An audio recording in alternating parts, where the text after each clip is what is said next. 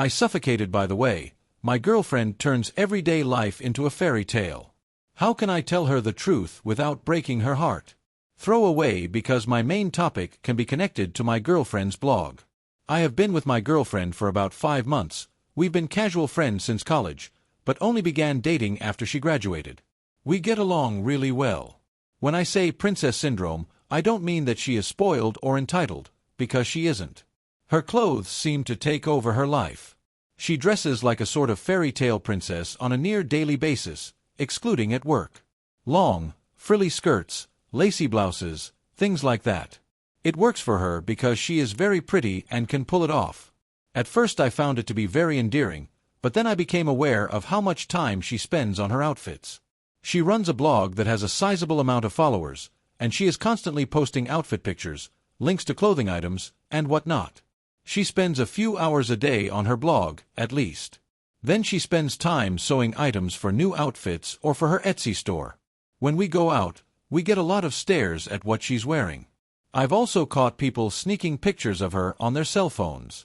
This attention makes me uncomfortable. I have asked her to tone it down a bit, but she took that to me not wearing anything in her hair when we're out together.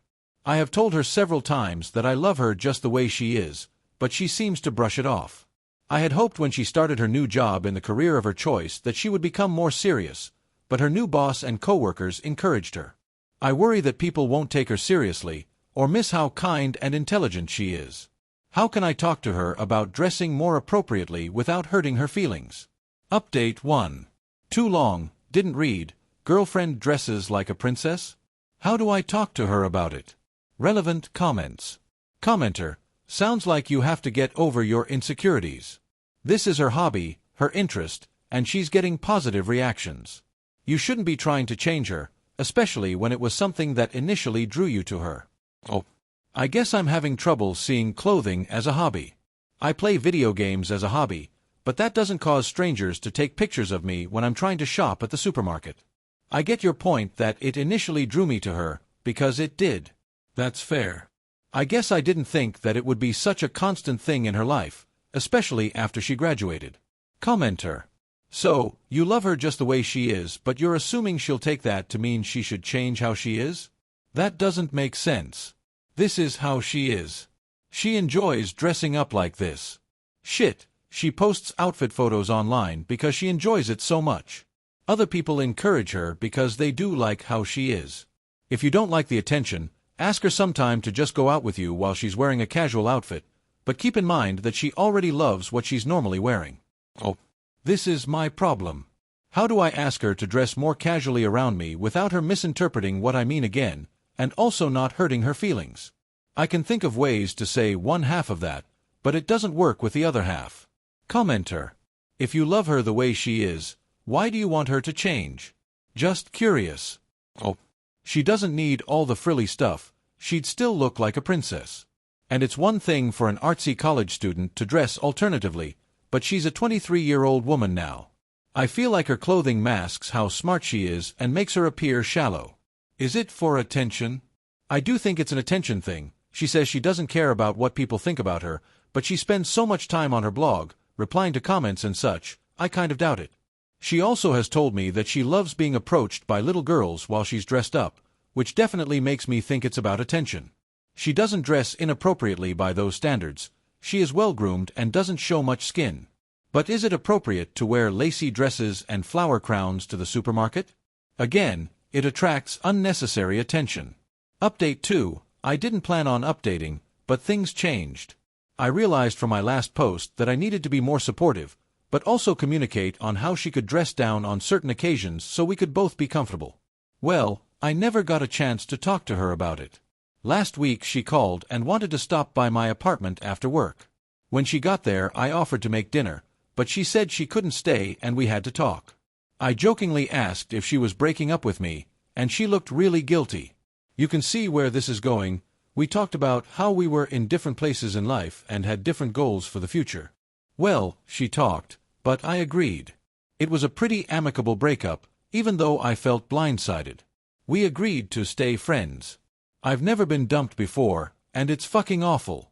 I'm having trouble with the whole social media thing post-breakup. I want a way to keep in touch with her, but as soon as her relationship status changed, all these alternative-looking guys have been liking her posts and commenting on her pictures. I don't think she's seeing these guys, but it still hurts.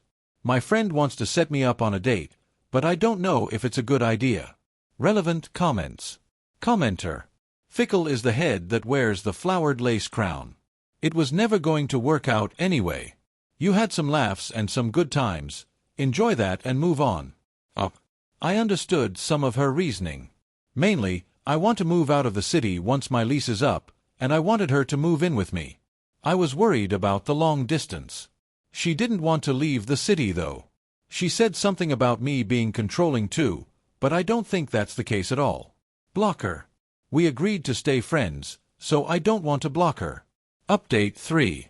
9 years, 8 months later, I was going through an old email and found this account again. I was surprised I could still log in, and even more by the amount of people who had reached out to me. It's a bit embarrassing to relive this breakup from almost 10 years ago. In retrospect, it wasn't meant to be, and I think I was reeling more from getting dumped than the loss of the relationship. I am 33 now and married to a wonderful woman, 31 female, for 4 years. I learned my lesson about supporting my significant other's hobbies. My wife loves running and baking. We have a daughter who is turning 3 this year. I want her to be free to express herself how she likes, as long as it is safe, of course. I would do anything for them. I am still friends with my ex-boyfriend on social media. We don't talk, but we'll like each other's posts. She is married to another woman now who also dresses differently. It's not as frilly as she used to dress, but still unusual. Her pictures look like something out of Green Gables. She seems very happy on their farm together. Too long, didn't read, was dumb in my early 20s. Got over an old breakup and now I am married and happily supporting my wife's hobbies. Relevant comment. Comment her. Can we expect an update in 10 years when your daughter has become a teenager and developed princess syndrome? Also, congratulations on your life. Oh. Well, she does love pink and purple. Now to the next story, story 2. I was harassed by my coworkers for suddenly losing weight after undergoing emergency surgery to remove an 18-pound tumor. I just came back to work after a month-long emergency medical leave. The TLDR is that after a decade of medical gaslighting, a new doctor ordered an emergency MRI during a routine visit and discovered a mass in my abdomen. I was rushed into surgery within 24 hours. I ended up having an 18-pound benign tumor pressing on my vital organs, and I was about a week away from multiple organ failure. I'm lucky to be alive, and time will tell if I have any lasting organ damage, but right now everything is fine. Mentally, I'm struggling with a few things, but the only outwardly noticeable impact is that I've gone from a size 20 to a size 8. Nobody on my medical team anticipated a change this drastic, but I'm healthy and lucky. I was expecting to get a lot of questions from my coworkers because curiosity exists. I had a basic emergency surgery, but I'm fine now. Answer that almost everyone accepted, but one coworker who I hardly speak to, Aubrey. On my first day back to work, Aubrey came up to me and said, "I wish you had come to me to lose weight instead of resorting to such drastic measures. You're going to gain it all back, you know, I'll be waiting." I was aware of Aubrey's reputation, but since we never worked together, I didn't think it would be an issue. She's one of those people who thinks they're a fitness expert and calls herself a health coach, nothing to do with the company we work for. She has a reputation for giving out unsolicited and incorrect health advice and is always commenting on people's food choices. I was speechless when she asked why I opted to get butchered instead of putting in the hard work to lose the weight. There's nothing wrong with someone choosing surgical weight loss options, but that's not what happened to me, and I really resented her aggressive attitude spreading rumors. During my second week back, she came by my office at the end of the day in athletic gear, offering to go with me if I was too afraid to go to the gym alone. At the time, I wasn't even cleared to lift my kid, do laundry, or climb a flight of stairs, let alone go to the gym with this crackpot. I don't remember what I said to her, but she left saying I'd gained the weight back because I'm lazy. The next day, Aubrey ranted angrily about me in a meeting I wasn't in, missed it for a follow-up, ironically. I don't know everything that was said, but the gist was that if I can't dedicate myself to weight loss, I obviously can't see my work obligations through.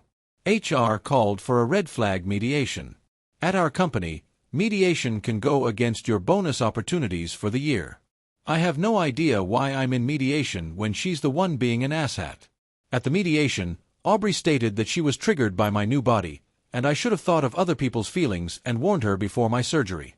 I hardly had time to warn my husband and get my kid out of daycare. I don't owe Aubrey anything.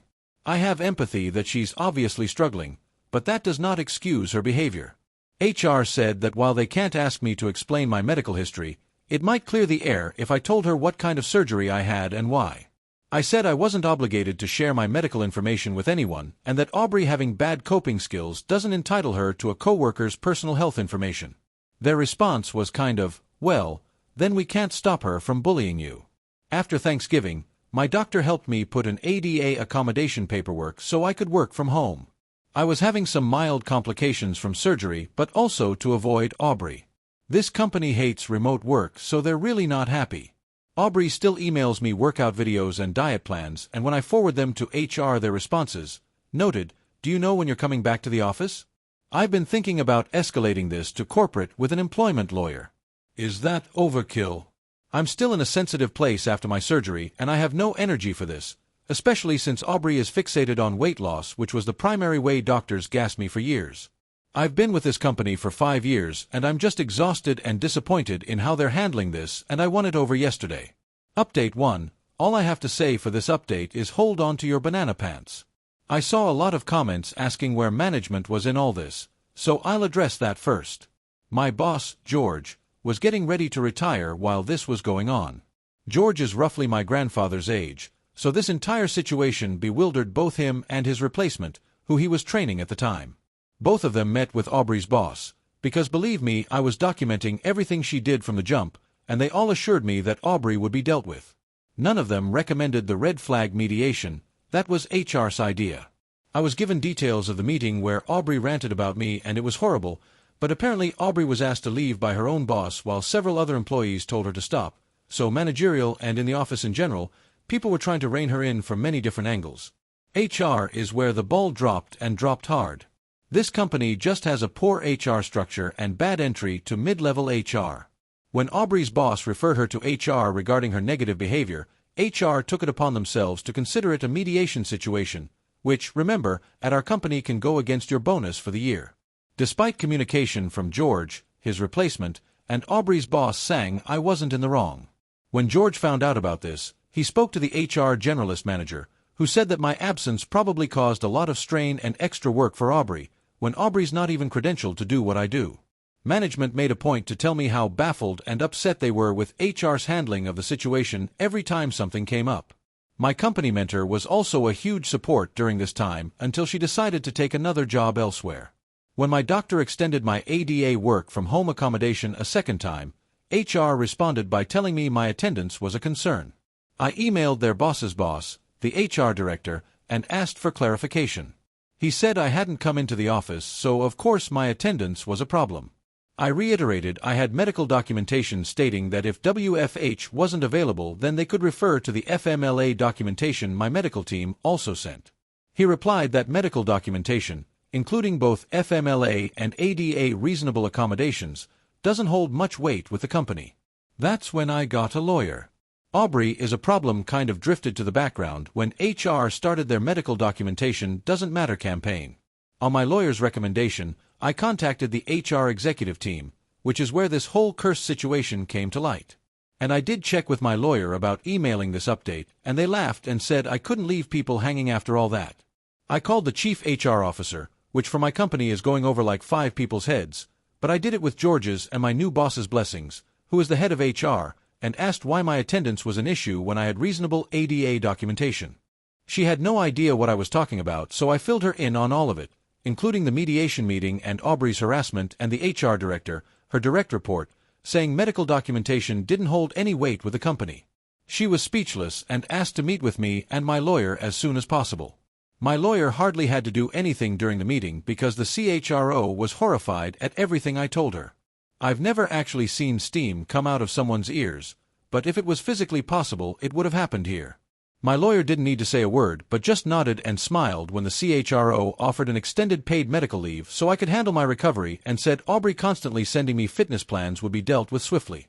I didn't hear anything out of Aubrey for a long time, but I did hear through some gossip channels that the HR staff involved in the red flag meeting threatening to write me up or let go. Aubrey wasn't fired because they believed she was misled by HR, so I understand that part even if I don't agree with it, but she was on a tight PIP for a while. Then she showed up at my house. Now we move from banana pants to full-on banana ensembles. I'm still on leave and out of the blue, Aubrey showed up at my door on a weekend with 2 other women in tow and the commenters guessed it. She's in very deep with an MLM, or maybe a cult, I can't be sure at this point.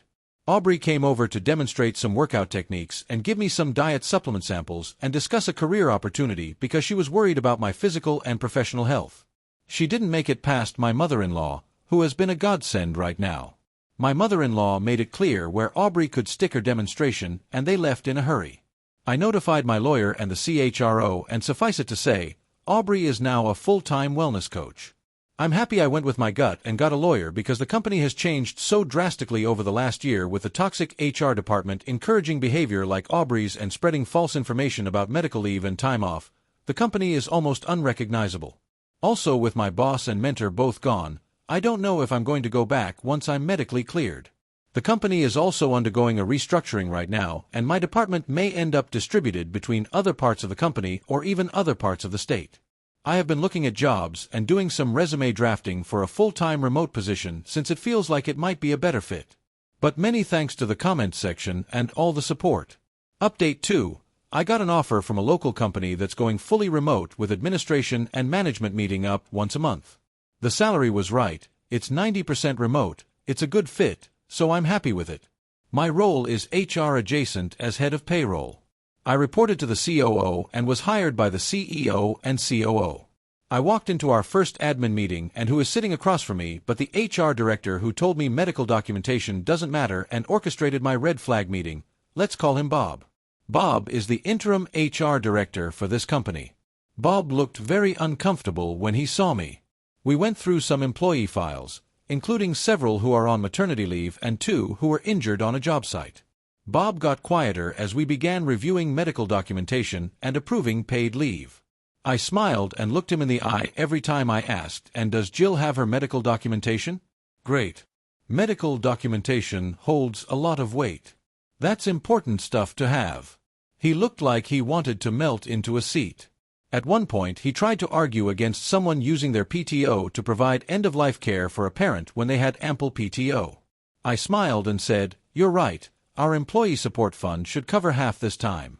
It's a shame for them to have to lose all their PTO when they're obviously going to need it to heal and grieve over the next few months. Why don't you get me the paperwork for the support fund this afternoon? That's so generous." Everyone was happy and in agreement. He looked like he swallowed a lemon, but everyone was like, "OMG Bob, how thoughtful." He had to eat it so bad and got me the documentation an hour later. Bob can suck it. Bob is also only a contractor, so he'll be moving on soon anyway. Medically, I'm doing better and very happy to move on from where I was. Aubrey's been full on radio silence, which is perfect for me. Thanks AAM team and commenters. Thank you for watching. If you haven't subscribed yet, please do so and hit the notification bell to stay updated with more shocking real-life stories happening around you.